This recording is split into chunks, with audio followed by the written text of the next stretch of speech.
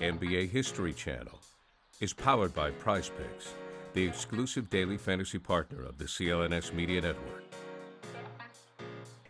Welcome to a new edition of Showtime with Coop. Insightful BS with my Laker teammates and NBA legends. And we're on the precipice of a new NBA season. You know what that word means, Mike? Precipice?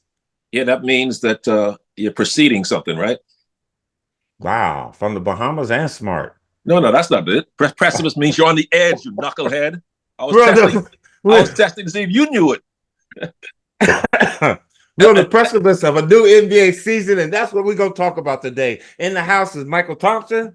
And Mike, we're going to talk about the Lakers real quick because I know you got to go. I want to thank you for your time, man. First of all, let's start with JJ Redick. What do you think? Precipice. I'd be more impressed if you could spell it, but let's forget about that. JJ Redick. You know, Coop, I like it. You remember you were a young player and there's some guy came on the scene out of nowhere, never had coaching experience before. What was his name again? Oh, yeah, Patrick Riley. You remember that guy? Yeah, stop comparing this guy to Pat Riley. But go ahead. Chance. You didn't know. Nobody knew. So maybe JJ, he's got the look. He's got that good. He's got those good looks that the ladies love. Let's start with that. He looks like he should belong in Hollywood coaching. So he's obviously a smart guy. Went to Duke, so you got to be smart to get into Duke. Played basketball at the highest level. One of the greatest shooters ever. So I like the fact that the Lakers hired a young, fresh mind like his to bring a whole new outlook, a whole new approach to the game. It had worked with Golden State with Steve Kerr, so it could work here. You know what? I like it too, MT. Also, I like what Rob and Jeannie has done, as well as Linda Rambis, is surround him with some veteran coaches, Nate McMillan and Scott Brooks. I think they'll definitely help him. You know what? You are right. He's a fresh mind, and he's not stuck in his ways because being a new head coach in the NBA, you'll be able to be a little bit more creative, let the offensive flow. My only problem with him is will he get the respect of not AD and LeBron, but those other players? And the only way you do that is when those other two guys make a mistake, you got to hold them accountable. You know what, Coop? I mean, he is going to get the respect of LeBron and AD. That's all that really counts. And imagine if those other role players don't respect him. Get rid of. I mean, I know they will. I'm just saying that's kind of situation where you're a player like a role player. You're not a Hall of Famer like AD or LeBron, and you're not going to respect a guy like JJ Redick, then you just get rid of them. You have to worry about those kind of guys if they're not going to respect them. But I don't worry about that because I know they all know who JJ is. He sort of played almost in their era, so they're very familiar with him. And they've seen him on television. They've heard him talk about analyze basketball. So I have no problems, no concerns that everybody in that locker room is going to respect him because LeBron's going to respect him. And that's as long as guys like Kareem or Magic respected the coach, the rest of us, hey, we better go along with it. Pat Riley would have traded you if you didn't respect him. He would have got rid of us. But hey, we were the foundations to the defense, me and you, MT. No question about it. But Magic and Kareem set the tone. And if they said this is our guy, then you better go along with it. Okay. Mike, if the Lakers had to start today, give us a Lakers starting lineup. You mean other than the obvious two? I'll give you mine. This is what I have. Yeah, along with AD and LeBron.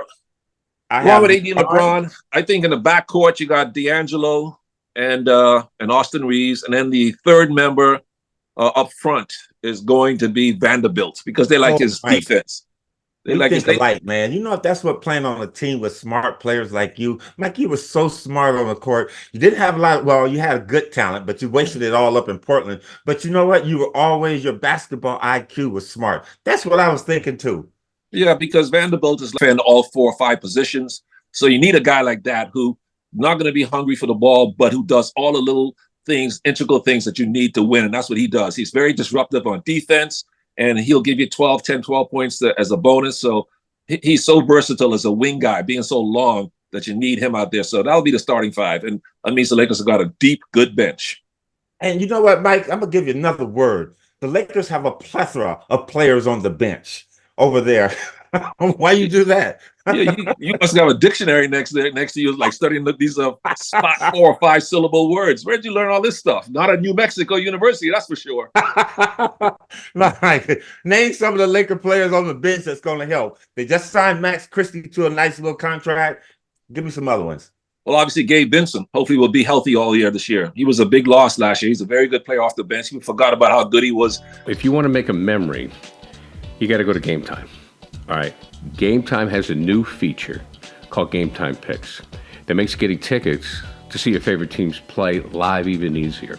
Game Time Picks filters out the fluff to show you all the incredible deals and the great seats so you don't have to waste time searching through thousands of seats. You've got the super deal, and they make it easier to find the best price on great seats. And I think this is so cool is when you click on the ticket, right? You go to the app. If you want to go to a game in Boston, you want to go to a game in New York or Philadelphia, whatever, you go to the city and you click on the game you want to go to, and then they just show you a great easy to read layout of the stadium, and then you click on the seat you want, and then you get a view of the seat right from there. Boom, you know what you're buying, so you get seat views before you buy, and they have the lowest price guarantee toggling here with the Game Time app. Now this feature shows the total upfront, no surprise fees at checkout, so you know what you're dealing with. You don't click on the button after and you go, wait a minute, what's that extra $20 for? Also, Game Time will credit you 110% of the difference for the lowest price guarantee. They have the lowest price guarantee, or Game Time will credit you up to 100% of the difference. So take the guesswork of buying tickets with Game Time. Download the Game Time app, create an account, use the code CLNS for $20 off your first purchase. Terms apply. Again, create an account and redeem the code CLNS for $20 off. Download Game Time today. What time is it? Game Time. From Miami a couple of years ago in the playoffs. So Gabe's going to help. Obviously, Rui Hachimura is one of the good players up front. Not going to be the two main guys to come off the bench first, I believe. And then you got a bunch like Max Christie should take another step this year. He's got his contract now, so he's going to feel like he's settled in, and I look for him to make a big step forward. And of course, you got what about this kid? You got Dalton Connect. Yeah, you got Dalton Connect, the number one pick. He's 22, 23 years of age. He can shoot, so he's ready-made to step in right away as a rookie, first-round pick to contribute. I mean, you don't have a guy who can shoot like that and waste him on the bench, so I expect him to be part of the rotation too. You know what? I saw Kurt Rambis the other day at an event, and he was talking highly about that young man, that he could shoot the ball with a hand in his face, and that's what the Lakers need. The problem is these kids play 30, 35 games, then that fatigue set in. You hopefully that he can continue to shoot that way all season. Fatigue? He's going to play 15 minutes a game. How's he going to be tired? He's 23 years of age. Did you ever get tired when you were 23, Coop? And you played 34 minutes a game, 35 minutes a game. The pressure, the mental pressure that comes with those 15 minutes. No. To carry the team. He's got such an easy job to fit in right away, to be comfortable.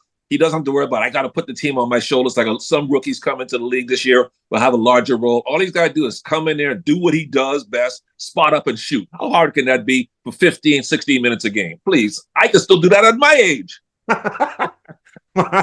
Tell me about this kid that they just signed, Christian Coloco.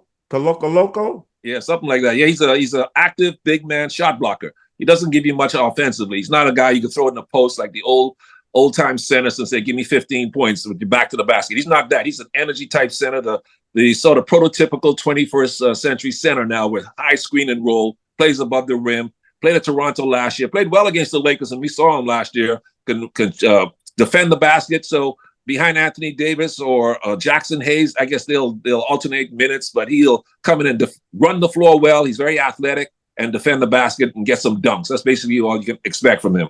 Hey, you know what? When the Lakers won their last championship, they had Dwight Howard, JaVale McGee, and AD. Maybe he can add to that. Yeah, basically that's all centers are required to do. Unless you're Jokic or Joel Embiid or Bam Adebayo, centers in this game today aren't required to carry the team. Just be contributing players. Unless you're a special guy like those guys, then you can just come in and run the floor, block a few shots, get a few dunks, and that's all is required of you these days. Playing center is the easiest job in the league now in the NBA. You're listening to a new edition, viewers of Showtime with Cooper. We got Mychal Thompson on as our guest. You know what, Mike? I kind of compare you with one of the greatest that's ever called this game, Chick Hearn, and Chickism. Mychal, you're impressive. You are, and I know I'm pumping you up a little bit bigger than you are, but you got some good stuff behind you. Well, thanks, man. Jeez, just me mentioning the same breath of Chick Hearn. I mean, that's like, say, Michael Cooper, you are the next Kobe Bryant or Michael Jordan. I mean, we all know what. Prize Picks is America's #1 daily fantasy sports app. They've got over 5 million active members. Look, it is the easiest and most exciting way to play daily fantasy sports. Now, unlike all the other apps, Prize Picks, it's just you against the numbers. That's it. Now, you can win up to 100 times your money on Prize Picks with as little as 4 correct picks. And 1 Caleb Williams passing yard gets you 1 win on Prize Picks every week in September. That's right. Only 1 yard gets you an automatic win every football weekend in September. 4 weeks of free W's. Don't miss this deal on Prize Picks because it's gone when September ends. Now, here's an example of a player projection lineup. You could be going Tyreek Hill for more than 90 receiving yards or Dak Prescott for more than 263 passing yards. On the other end, Josh Allen for less than 240 passing yards and CeeDee Lamb for more than 96 receiving yards. You like those picks? So download the Prize Picks app today and use code CLNS and get $50 instantly when you play $5. That's code CLNS on Prize Picks to get $50 instantly when you play $5. You don't even need to win to receive the $50 bonus. It's guaranteed. Prize Picks. Run your game. So I'm not the next Kobe Bryant. One of the best compliments I've ever received there, Cooper. Yeah, my name and Chick Hearn almost mentioned at the same time. Oh, my goodness. I don't know what to do. You've made my week. I don't know what else to do now. So, MT, we've talked about the Lakers. Well, there's one more piece we didn't talk about. Bronny James. And I know that's going to come up all year long. How do you see his action on the team? Will he be a true two-way player? I don't see that. I think he's going to be with the Lakers. But again, if he was a two-way player going down to the G League, getting some minutes, I think he's going to spend 90% of his time with the Lakers. Yeah, I think he's going to go up and down between the G League and the Lakers. He'll be on the roster. He'll be like the 15th man on the team, which is fine. He's going to have to earn his way up.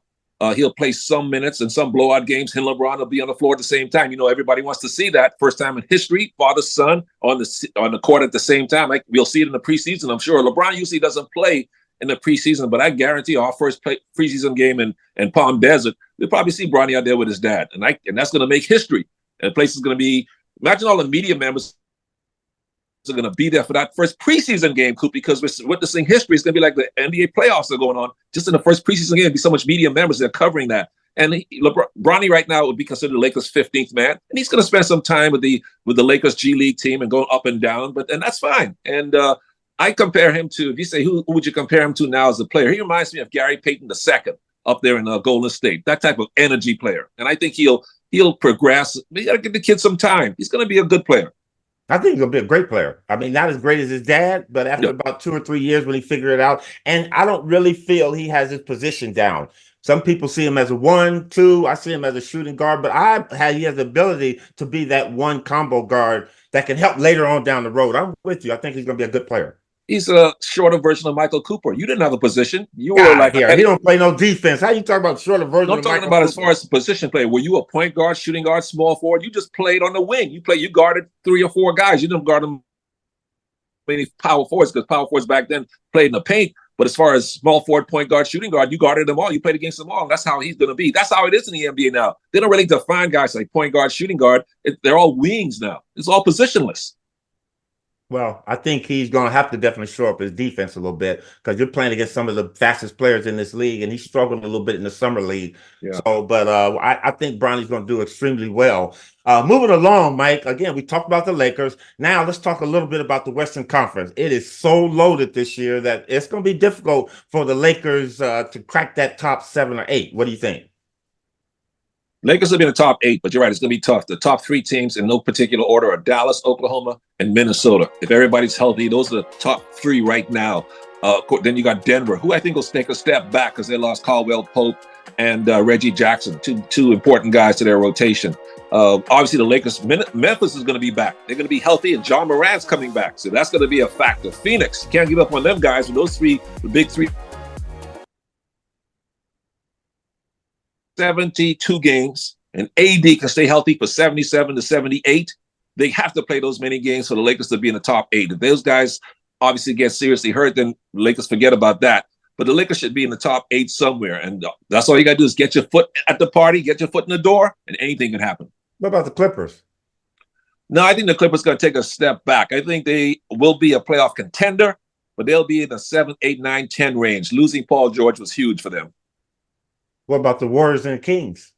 Warriors I see as a play-in team. Losing Klay, they've got young guys that are trying to fit in. They still have Steph and Draymond, but I see them more as a play-in team. And you're right, I forgot about the Sacramento Kings. They will be in the top 8 somewhere because they're that good. But the Warriors and Clippers, I think, are going to be struggling for 9, 10 for the play-in level. You just mentioned something, MT, and I know it's a soft spot for you right now. Lakers during the free agency. Now, if I had a son and he was as dynamic of a player as Klay Thompson, you wouldn't want him to play with the Los Angeles Lakers. You didn't really. I mean, our kids are going to do what they want to do. Klay Thompson becomes a free agent. Why couldn't you get him to LA? I thought it was a done deal. When we were talking about it, we used to talk about it in the past when he was with the Warriors and during their heyday. We would say, "Boy, you're in the perfect place here in Golden State." But I guess if you couldn't play for these guys, wouldn't it be great to play for the Lakers, the team that you grew up idolizing and rooting for because he was a Kobe guy? And we used to talk about the scenario where if he couldn't be a Warrior, he would be a Laker. He would love to be at home. He grew up kind of. We talked about it seriously for those couple of weeks during the free agency period. We were talking about discussing it seriously, and he was thinking about it very seriously. But for some reason, he decided, you know what, I'm going to go to Dallas. He said he wanted to change the scenery.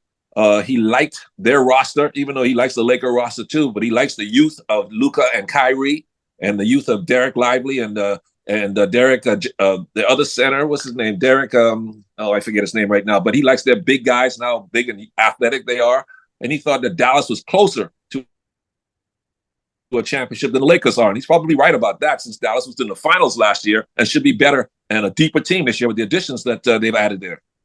Well, I say this facetiously, is that you're a bad dad. If you couldn't get him to come to the Lakers, shame on you, Mychal Thompson. And I know your wife, Jules, she would love to have her son closer to her. So I'm calling this one on you. Shame on you, MT.